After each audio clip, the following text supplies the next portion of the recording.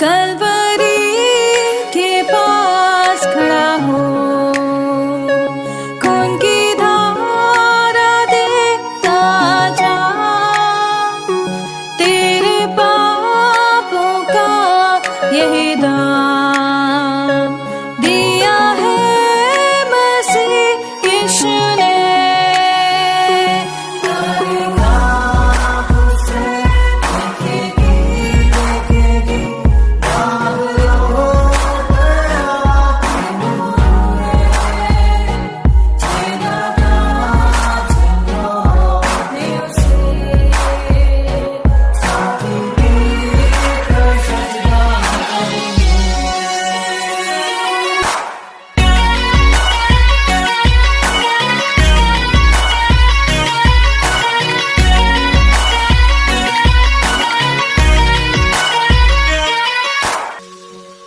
ये हुआ सब तेरे लिए, तूने भी उसे छेड़ा था, फिर भी प्यार से वो बुलाता, जाता क्यों नहीं तू उसके पास, फिर भी प्यार से वो बुलाता, जाता क्यों नहीं तू उसके पास।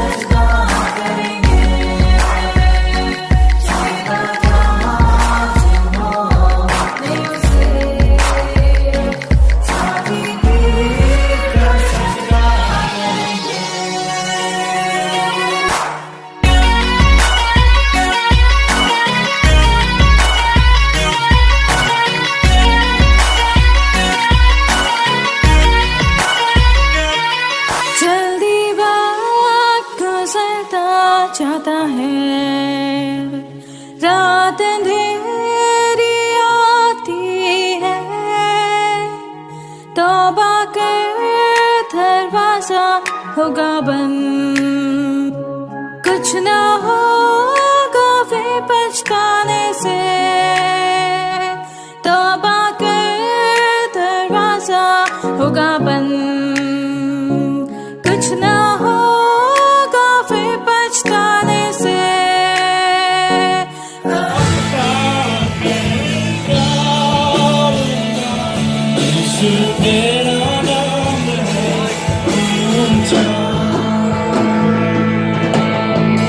सारी सृष्टि पर तेरा पिता, तू राजा विराज है प्रभु,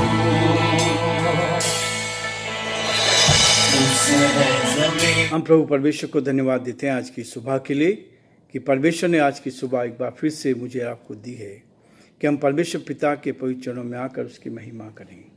प्रिय मैं आप सभी का स्वागत वेलकम करता हूं इस डिवोशन में। परमेश्वर आप सबको आशीष दे और आज की सुबह आप सब के लिए आशीष की सुबह बन जाए, आनंद की सुबह बन जाए। आप जीवन में आगे बढ़कर बहुतों के लिए आशीष का, आनंद का कारण बन सकें। प्रियो, परमेश्वर का वचन चाहता है कि हम एक एक दिन उसमें आगे बढ़ते जाएं और जो परमेश्वर की इच्छा है उसको हम पूरा करें।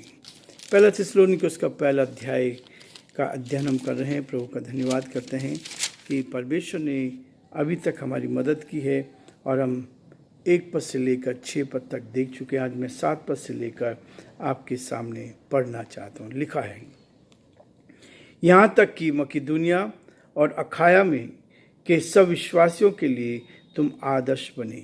8 पद, क्योंकि तुम्हारे यहाँ से न केवल मकिदुनिया और अखाया में प्रभु का वचन सुनाया गया, पर तुम्हारे विश्वास की जो परमेश्वर पर है हर जगह ऐसी चर्चा फैल गई है कि हमें कहने की आवश्यकता नहीं है। 9 पद, क्या वे आप ही हमारे विषय में बताते हैं कि तुम्हारे पास हमारा आना कैसा हुआ, क्या तुम कैसे मूर्तों से परमेश्वर की ओर फिरे ताकि जीवते और सच्चे परमेश्वर की सेवा करो। 10 पद भी मैं आपके सामने पढ़ूंगा।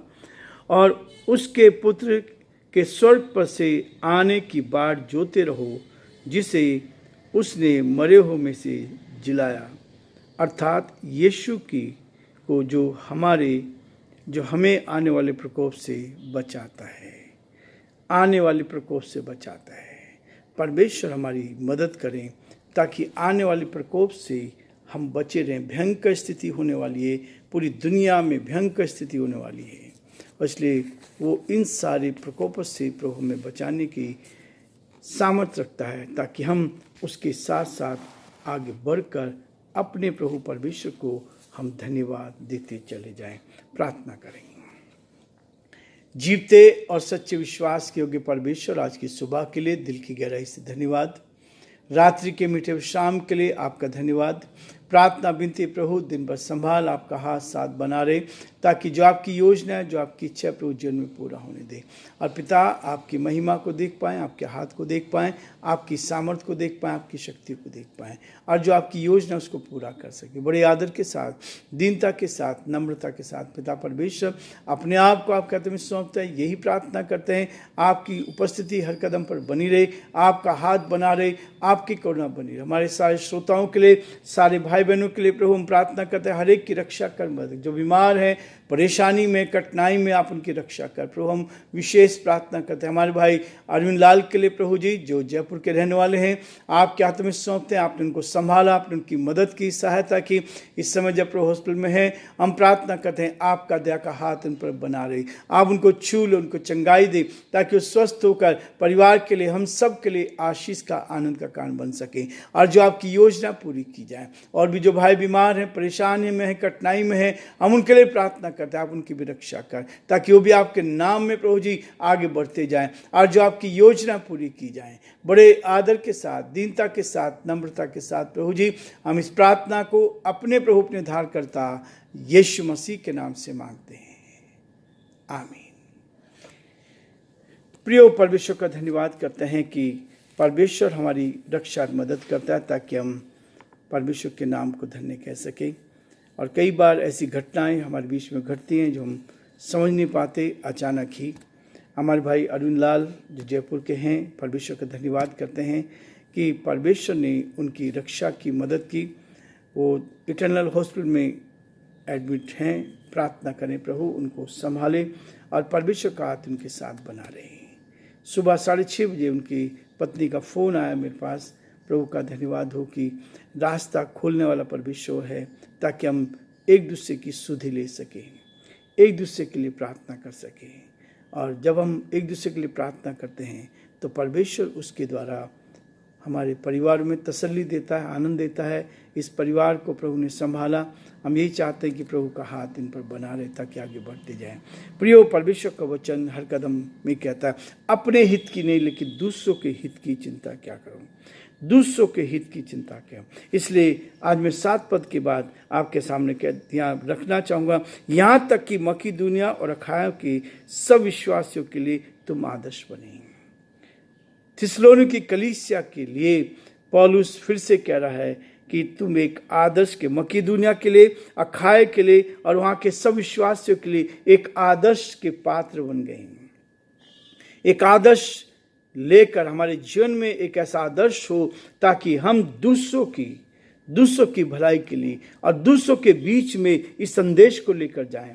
ये संदेश है जो हमें उठाता है, ये संदेश है जो मुझे और आपको अपनी निकटता में लेकर जाता है, ताकि संदेश को लेकर हम बहुतों के लिए आशीष का, आनंद का कारण बनते जाएं। और इसलिए कहता है विश्वासियों के लिए एक आदर्श बने। क्यों? क्योंकि तुम्हारे यहाँ से न केवल मकीदुनिया और अखाया में प्रभु का वचन सुनाएगा, पर तुम्हारे विश्वास की जो परमेश्वर पर है, हर एक जगह ऐसी चर्चा फैल गई है। ऐसे शब्द परमेश्वर और लोग हमारे लिए कहें तो कितने आनंद की बात है कि लोग इस संदेश को सुन रहे हैं, लोग के जीवनों को प्रभु छू रहा है। परमेश्वर हमें साधारण तरीके, जब इस वचन को हम पढ़ते हैं, तब ये वचन हमें अंदर से तसल्ली देता है, हिम्मत देता है, ताकत देता है, ताकि इस वचन को लेकर हम साधारण तरीके से प्रभु की महिमा करें और परमेश्वर को ऊंचे पर उठा सके। इसलिए कह रहा है कि तुम्हारी चर्चा अलग अलग फैल गई है। ये वचन है कि हमें दूसरों को बताना है, ये वचन है जो दूसरों को हमें प्रोत्साहन करना है, ये वचन है जो दूसरों के साथ बांटना है, ताकि इसके द्वारा दूसरे लोग भी आशीष को प्राप्त कर सके और हमारी चर्चा लोग जाने, हमारे जीवन को, हमारे व्यवहार को, हमारी बातचीत को। हमें पता लगता है कि कोई बीमार है, परेशानी में है, तो हमारी दिल की इच्छा होनी चाहिए कि हम जाकर बिना स्वार्थ के एक दूसरे के साथ जाकर हम प्रार्थना करें, ताकि प्रभु की उस सामर्थ्य को हम देख पाएं। क्योंकि जब आप एक दूसरे के साथ मिलने जाते हैं तो अगले व्यक्ति को तसल्ली मिलती है, हिम्मत मिलती है, ताकत मिलती है, ताकि हम एक दूसरे के परिवार में जाकर प्रभु की महिमा करें। इसलिए प्रियो, परमेश्वर का वचन कहता है 9 पद में, क्योंकि वे आप ही हमारे विषय में बताते हैं, हमारे विषय में बताते हैं, इस बात को बताते हैं कि तुम्हारे पास हमारा आना कैसा हुआ। जब हम एक दूसरे के पास जाते हैं तो हम एक दूसरे को प्रोत्साहन करते हैं, एक दूसरे को प्रभु में उठाने की कोशिश करते हैं, प्रभु में बढ़ाने को। ये आज हमारे व्यवहार में, हमारे जीवन में, हमारी बातचीत में होना चाहिए। और हमारे पास संसार में अपने लिए समय, दूसरों के लिए समय नहीं है। इसलिए प्रियो कहता है कि अपने लिए नहीं पर दूसरों के लिए जीना सीखें। जब आपको समय मिलता है, आप एक दूसरे को प्रोत्साहन करते जाएं, एक दूसरे की मदद करते जाएं, एक दूसरे को उठाते जाएं, और यही है हमारे जीवन के लिए। तब दूसरे लोग क्या करेंगे? आपके वचन के द्वारा आपकी तारीफ होगी, परमेश्वर आपको इस्तेमाल करता जाएगा। हृदय की गहराई से लोग विरोध कर सकते हैं, बहुत सारे विरोध, आज बहुत सारी स्थिति संसार में हो रही है, लेकिन परमेश्वर हमें उन सब में से आगे ले जाएगा, ताकि हम उसके साथ आगे बढ़कर परमेश्वर की महिमा कारण बने और एक आदर्श जीवन जीकर बहुतों को प्रभु में ला सकें और बहुतों को प्रभु की निकटता में बढ़ा सके। यही है कि हम गलत चीज़ों को छोड़कर प्रभु की निकटता में आए हैं। हमने बेईमानी को छोड़ा, गलत चीज़ को छोड़ा, लालच को छोड़ा, रिश्वत को छोड़ा, ये सब चीज़ को छोड़कर हम प्रभु की निकटता, परमेश्वर ने वहाँ से हमें ईमानदारी का जीवन जीने के लिए आगे बढ़ाने में मदद करता है, ताकि हम आगे बढ़कर बहुतों के साथ आनंद का, आशीष का कारण बन सके और सच्चे परमेश्वर की सेवा करो। जो सच्चा परमेश्वर है, विश्वास योग्य, जिस परमेश्वर पर हमने अपने जीवन को सौंपा है, उसने हमें उद्धार का अनुभव दिया, उसने मुझे अपनी सामर्थ्य में लिया, ताकि हम उसका महिमा कर सकें और दूसरों को इस संदेश को पहुंचा सकें, आत्माएं बचाए जाएं, लोग प्रभु के चरणों में आ जाएं। क्योंकि आने वाला समय बहुत ही विकट है, बहुत ही गंभीर है, क्योंकि वचन में बार बार लिखा है। आज हम लूका उसका 24 अध्याय को पढ़ रहे थे। परमेश्वर ने उसमें बताया कि कैसे जीवन में समस्या आएंगी, अचानक आ पड़ेंगी, अचानक। अभी तो अचानक मृत्यु हो जाती है, अचानक पता नहीं लगता, लेकिन वो समय आने वाला है जब प्रभु यीशु मसीह का आगमन बहुत ही निकट है और वो द्वार पर है। इसलिए प्रियो, सचेत रहो, जागते रहो। हमें नहीं मालूम है कि प्रभु कब आ जाएगा, इसलिए हर समय जागते रहना, हम प्रभु की महिमा करते जाएं। प्रभु हम सबको बहुत बड़ी आशीष दे, परमेश्वर का हाथ हम सब पर बना रहे, ताकि हम प्रभु में बने रहकर परमेश्वर की महिमा करें। प्रभु आप सबको बहुत बड़ी आशीष दे और परमेश्वर का हाथ आप पर और आपके परिवार पर बना रहे। प्रभु आप सबको बहुत बड़ी आशीष प्रदान करें।